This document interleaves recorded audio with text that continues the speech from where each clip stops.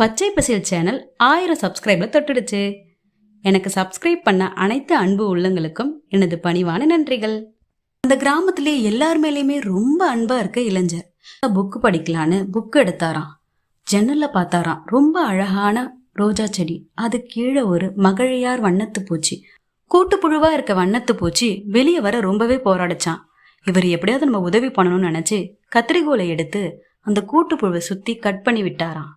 வீட்டுக்கு வந்து அப்பா எப்படியும் அது சுதந்திரமா பறந்துடும். நேரம் கழிச்சு அந்த இளைஞர் போய் பார்த்தாராம். ரொம்ப அதிர்ச்சி ஆயிட்டாராம்.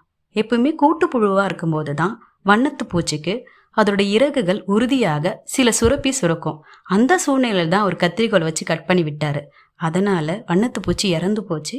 எறும்புகள் எல்லாம் அதை மொத்தம் சாப்பிட்டுடுச்சு. கதை சொல்லும் கருத்து: நமக்கு உதவ யாருமே இல்லைன்னு நினைக்காதீங்க. நம்மளுக்கு வர கஷ்டமே நம்ம வாழ்வுக்கு கொடுக்கப்படுற பயிற்சி தான்.